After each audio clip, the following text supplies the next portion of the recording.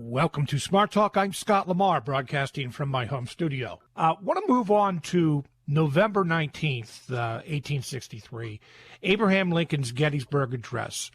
In the book, you describe it, I don't know whether you use these exact words, but in so many words, you describe Abraham Lincoln's Gettysburg Address as classic leadership. What do you mean?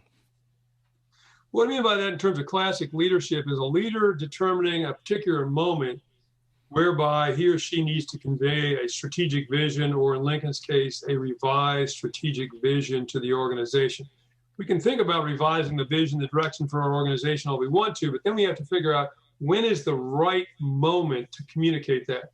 And Lincoln determines, I think it's at Gettysburg first. Second of all, he organizes those 272 words in a fashion that any leader can use. I don't care how big an organization or how small they're using.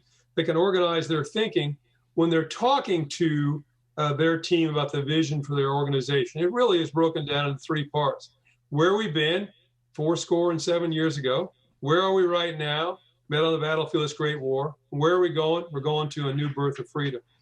77 years ago, if you do the math, takes you back to the signing of the Declaration of Independence in 1776, which Lincoln believed was the foundation of our democracy. We hold these truths to be self-evident, that all men are created equal. Where we've been right now, we're on this battlefield, this great war, and it's right and proper, we should do this. And then where are we going to a new birth of freedom? Up until that particular point, the main purpose, the vision for the war was to preserve the Union. That's what Lincoln will talk about in his first inaugural address. Even the Emancipation Proclamation does not end slavery. It ends slavery in the states under rebellion, which does not include Maryland or Kentucky or Missouri or Delaware. And some would suggest legally, once the war was over and once those states returned to the Union, they should get their slaves back. They would no longer be under rebellion. But what Lincoln, I think, is doing in the Gettysburg Address is he is now announcing the vision for the purpose of this war now is twofold. Certainly to preserve the Union, that has not changed, but that is now inextricably linked to the ending of slavery.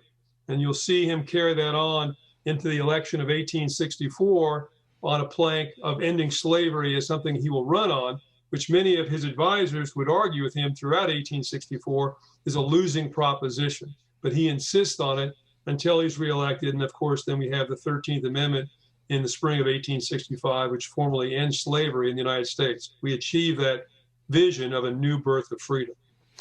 You also talk about Lincoln's second inaugural speech and why that is shows his leadership abilities as well. Why?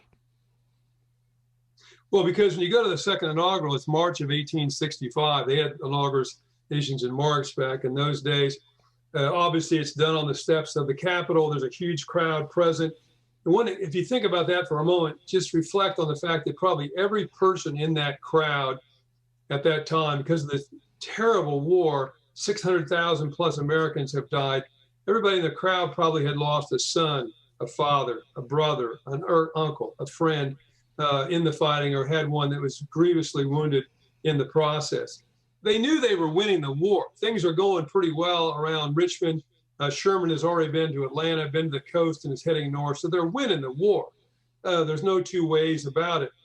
Consequently, Lincoln could have strode to the platform basically and given a victory speech and said, once this war is over, I'm going to hang Jefferson Davis right here. I'm going to hang Robert E. Lee right here, and going right down the list. And my guess, Scott, is a lot of people in the crowd would have said, that works just fine for me. Thank you all very much. Okay. We look back and a great deal of reconciliation today, but this has been a horrible war. There is no two ways about it. But what does Lincoln say?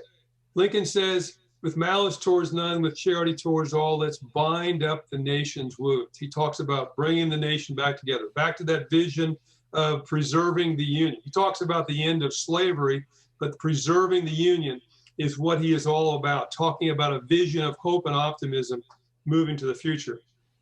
There are photographs that some historians suggest that on the portico above where Lincoln is speaking is John Wilkes Booth. And after the speech is over in the days that follow, of course, Booth will determine that he is going to assassinate Abraham Lincoln, which sadly he does on the 9th of April, 1865.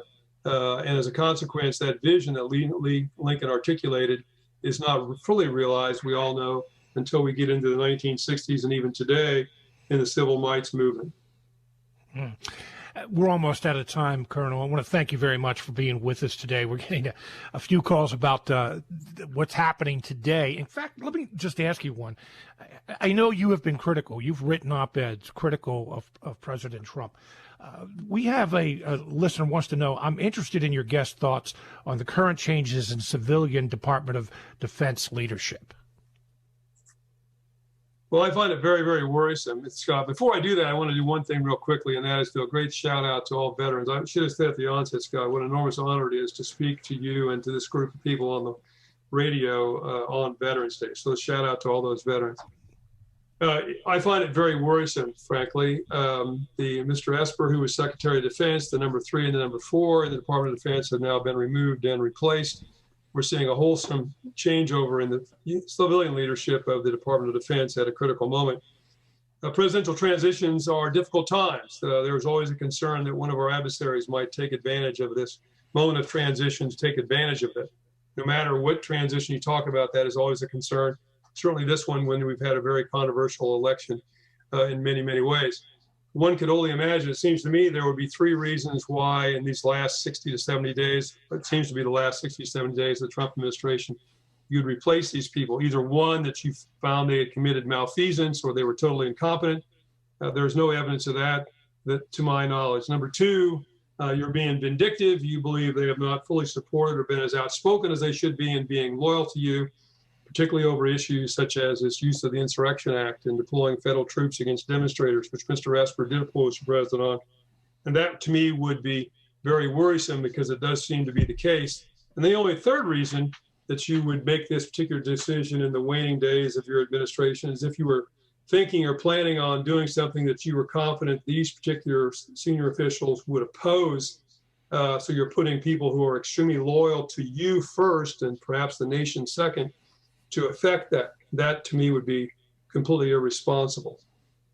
I want to thank our guest for being with us today, retired Army Colonel Jeffrey McCausland. The book is Battle-Tested Gettysburg Leadership Lessons for 21st Century Leaders. He also is a professor of international security at Dickinson College, former founder and CEO of Diamond 6 Leadership and Strategy, former dean, U.S. Army War College. Colonel McCausland, thank you very much for being with us today. Thanks, Scott. It's been a great pleasure. You're listening to Smart Talk on WITF, your home for NPR News and all things regional. I'm Scott LaMar.